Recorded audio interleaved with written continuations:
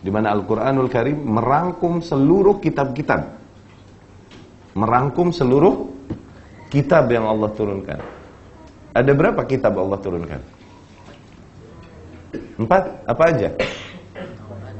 Taurat, Injil, Zabur. Kitab yang Allah turunkan ada 315.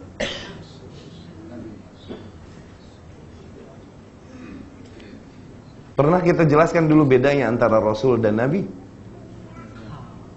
Ingat? Rasul datang dengan membawa syariat baru yang menyempurnakan syariat Rasul yang diutus sebelumnya. Oke? Akidah gak berubah, tapi yang berubah jurisdiction, halal haram.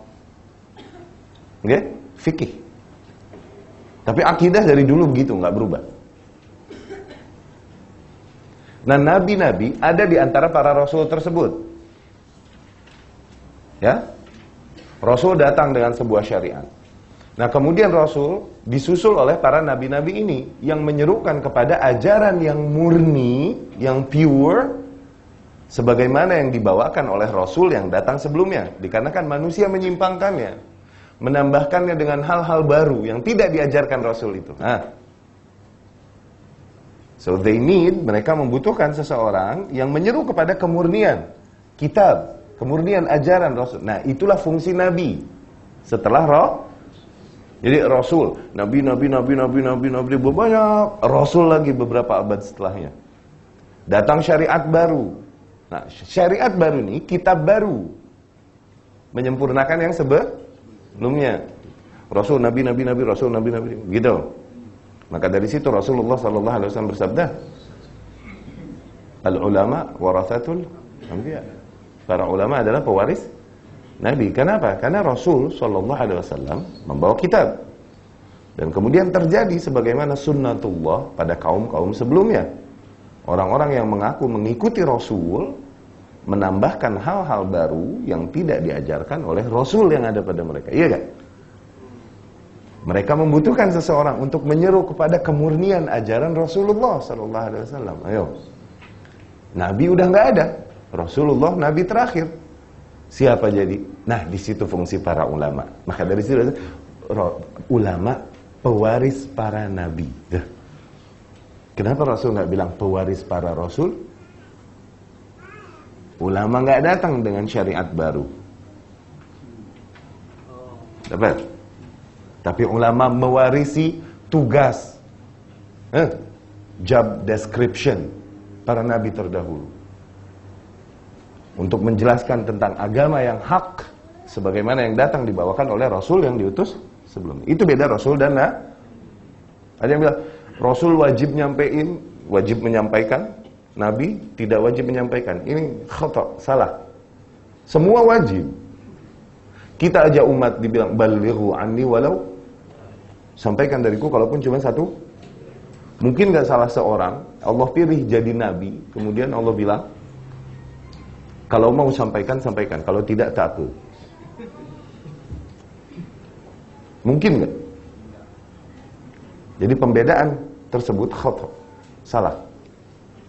Yang benar adalah itu tadi, Rasul datang dengan syariat baru dengan kitab. Oke? Nah, hadis yang ada riwayat Imam Ahmad rahimahullah yang paling dekat menjelaskan dengan spesifik jumlah nabi, dan kalaupun para ulama rahimahullah nanti beda dalam menghukumi hadis ini, cuman ini doang yang ada tentang menyebutkan spesifik jumlah. Rasul bilang sallallahu alaihi wasallam, jumlah para nabi ini 125.000. Oke? Di antara nabi tersebut, Rasulnya 315. Tuh. Jadi kitab cuma 4? You sure about that? Dapat? Ya? Maka Ibnu Qayyim Al-Jauziyah rahimahullah di Muqaddimah Madarij Salikin bilang,